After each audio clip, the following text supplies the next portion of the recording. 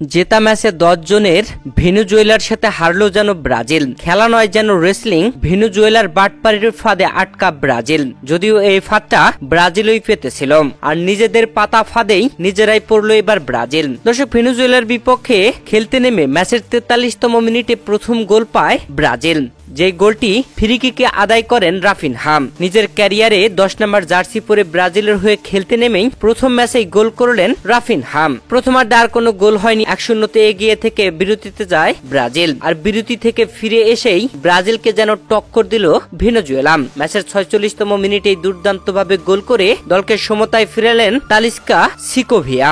দর্শক, বিরতির পরেই সিকোভিয়া বদলি খেলোয়াড় হিসেবে মাঠে নেমেই ব্রাজিলের জালে গোল খুঁজে নেন। নাম্বার 10 তালিস্কা সিকোভিয়ার গোলে ভেনেজুয়েলার সমতায় ফিরে যেন ব্রাজিলকে আরো বেশি টক্কর দিতে থাকলো। যদিও খেলার পজিশন অনেকটাই পিছিয়ে ছিল ভেনেজুয়েলা, তবে ব্রাজিল কাজের কাজ একটাও করতে পারেনি। ম্যাচের 60তম মিনিটে ভেনেজুয়েলার গোলরক্ষক ভিনিসিয়াস জুনিয়রের সাথে ডিবক্সের ভিতরে ফাউল করেন। যদিও রেফারি প্রথমে ফাউল দিয়েছিলেন না, তবে ভিআর চেকে ফাউল দিয়ে পেনাল্টি দেন, আর পেনাল্টিটি মিস করে ফেলেন ভিনিসিয়াস জুনিয়র। পরপর পেনাল্টি শটের পর আরো একটি সুযোগ পান ভিনিসিয়াস জুনিয়র, গোলরক্ষক ফিরিয়ে দিলেন। সেই বলটিও কাজে লাগাতে পারেননি ভিনিসিয়াস জুনিয়র। খেলা যেন সেখানে ব্রাজিলের হাত থেকে ফসকে গেল।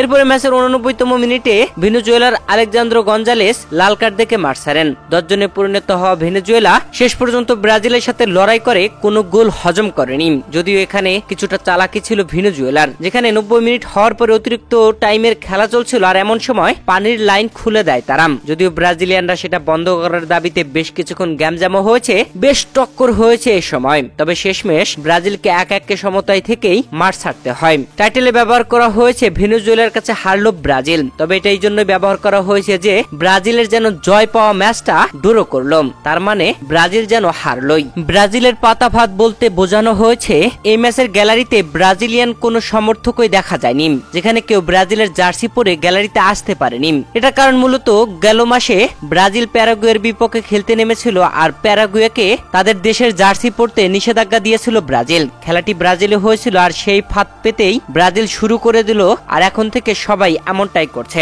যা এবার ব্রাজিলের সাথেই হলো।